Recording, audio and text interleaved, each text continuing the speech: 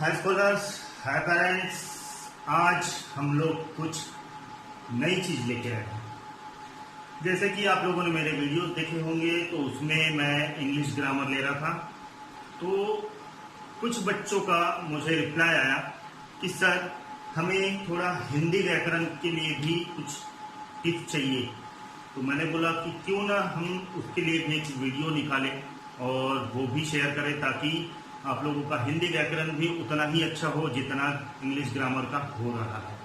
तो इसीलिए आज से हम लोग हिंदी व्याकरण की क्लासेस भी शुरू कर रहे हैं, जिसमें आपको साइमल्टेनियसली बारी बारी से आपको इंग्लिश ग्रामर के और हिंदी व्याकरण के दोनों के वीडियोस मिलते जाएंगे और आप उसे अपने कॉपी में नोट डाउन कीजिए और उसका अनुसरण कीजिए। तो पहले व्याकरण बताने के पहले, हिंदी व्याकरण के बारे में बताने से पहले मैं आपको ये बात कहना चाहता हूँ, जितना सरलता से हम इंग्लिश ग्रामर सीखते हैं उससे कई गुना हार्ड हिंदी व्याकरण होता है। अब वो क्यों? हिंदी तो हम बोल लेते हैं, है ना, लेकिन तब भी ये बहुत हार्ड जाएगा आप लोगों को, क्योंकि इंग्लिश जो लैंग्वेज है वो बहुत ही इजी, लेकिन हिंदी जो लैंग्वेज है जैसी जैसी हम लोग एक एक स्टेप आगे जाएंगे तो आप लोगों को ये थोड़ा सा कठिन लगते जाएगा। इसलिए इसका अनुसरण करना बहुत जरूरी होता है और सीखने में सबसे ज्यादा मजा आता है as compare to English grammar. ये सीखने में बहुत मजा आएगा, क्योंकि जब हमें पता चलेगा कि अरे ये चीजें तो हम बोलते थे लेकिन इसे ये कहा जाता है, तब हमें और मजा आएगा। तो इसलिए हिंदी व्याकरण को भी उतना ही रिस्पेक्ट और उतना ही रिस्पॉन्स दीजिए जितना आप इंग्लिश ग्रामर को देते हैं। तो आज हम लोग एक बेसिक जो हमने पहली कक्षा में पढ़ा था उससे शुरुआत करते हैं। हिंदी वर्णमाला। हिंदी वर्णमाला क्या होती है? वर्णमाला, वर्ण यानी वर्ड्स, जो हम इंग्लिश में बोलते हैं वर्ड्स। हिंदी वर्णमाला अर्थात उसकी एक डेफिनेशन है, वर्णों के समुदाय को ही वर्णमाला कहते हैं। हिंदी वर्णमाला के वर्णों की संख्या 45 है। उच्चारण और प्रयोग के आधार पर हिंदी वर्णमाला के दो भेद होते हैं। अर्थात हिंदी वर्णमाला, वर्णमाला, वर्णमाला यानी एक माला, पिरोही माला। अब वर्ण यानी जो मैंने बताया आपको वर्ड। अब 45 जो शब्द है वो शब्द को पिरोकर एक माला बनाई गई है, उसे ही कहा गया है वर्णमाला। और ऐसे ही हिंदी के जो शब्द है 45, उसे कहा जाता है हिंदी वर्णमाला। अब हिंदी वर्णमाला के उच्चारण और प्रयोग के अनुसार इसे दो भागों में बांटा गया है। It's have two types. Hindi वर्णमाला है टू टाइप्स, एक है स्वर और दूसरा है व्यंजन। स्वर, अब स्वर में खास बात एक होती है,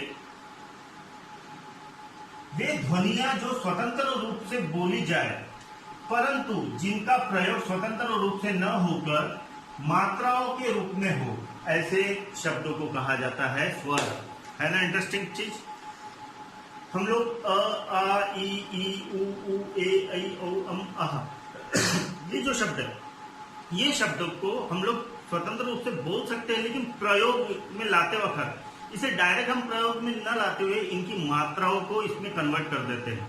जैसे अ की मात्रा, ओ की मात्रा, बड़े ए की मात्रा, छोटे ए की मात्रा, तो ये मात्राओं को ही कहा जाता है स्वर। जैसे कि एग्जाम्पल यहाँ मैंने दिया हूँ, स्वरों की संख्या 11 होती है। अ, आ, ई, उ, ऋषि, रु, ए, बड़ी ए, ओ, औ, ये होती है आपकी स्वर। और वैसे ही इसके अलावा जो बचता है क, ख, ग, ग, च, छ, ज, झ, न, ये होता है व्यंजन। अब उसका भी डेफिनेशन क्या है? जिन वर्णों के पूर्ण उच्चारण के लिए स्वरों की सहायता ली जाती है, ये उसे कहा जाता है व्यंजन। ये संख्या में 33 है।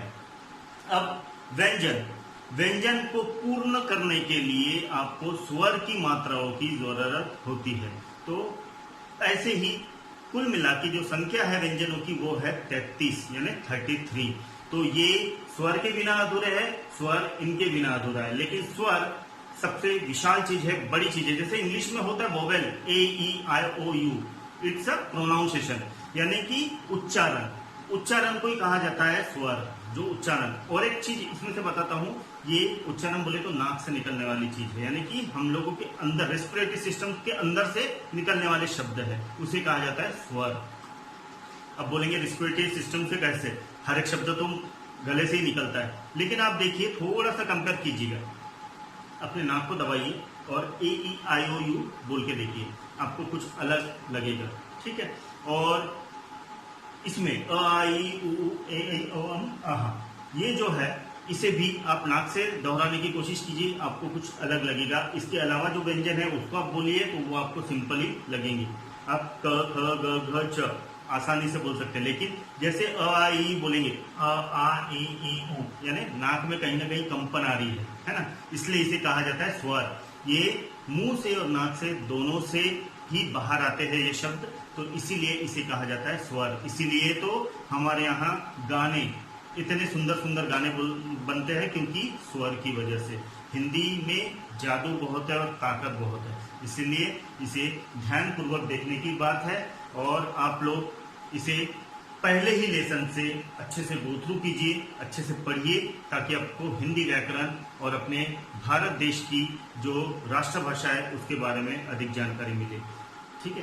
तब तक के लिए आप लोग सतर्क रहे, परिवार को कोविड-19 के प्रभाव से बचाइए और चाइना की वस्तुओं का टोटली बायकॉट कीजिए, और तब तक के लिए आप सेफ रहिए।